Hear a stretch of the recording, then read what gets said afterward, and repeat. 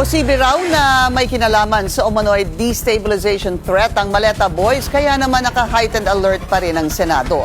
Posible ring masampola ng Gatchalian Block si former Congressman Mike Defensor. Hindi naman siya chairman, hindi naman siya member, hindi naman siya senador.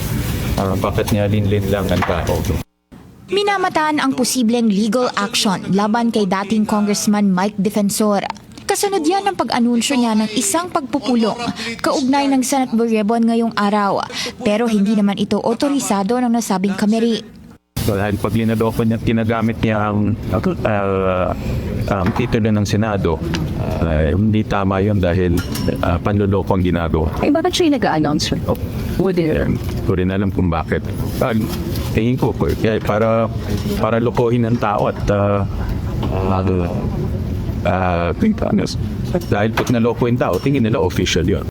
Una nang sinabi ni Senate Blue Ribbon Committee Chair Erwin Tulfo na posibleng harapin ng kampo ni Defensor ang reklamong usurpation of authority kaugnay ng umano'y hindi otorisadong mga aksyon nito.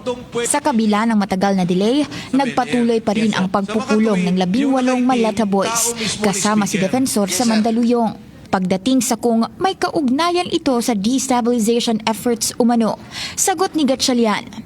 Based on our communication with AFP and PNP, it's possible na destab related siya.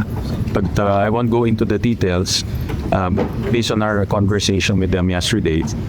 Possible. Nasa heightened alert pa rin ang Senado sa ngayon dahil sa ongoing threats umano sa institusyon. Sabi ni Gatchalian, kasama sa tinitignang posibleng banta ang umano'y armadong grupo na maaaring makapasok sa Senado.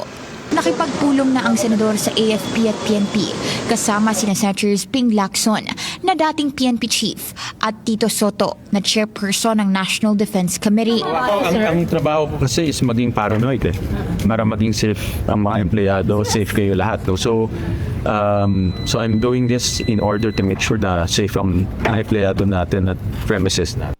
Bukas nakatakdang magka-special session at bagamat inaabangan kung maaari bang maluklok na si Gatchalian sa pwesto bilang opisyal na Senate President. Sagot ng senador, tututok muna raw siya sa pagpapasa ng mahalagang panukalang naiwan nang mag-adjourn ang Kongreso nitong unang linggo ng Hunyo.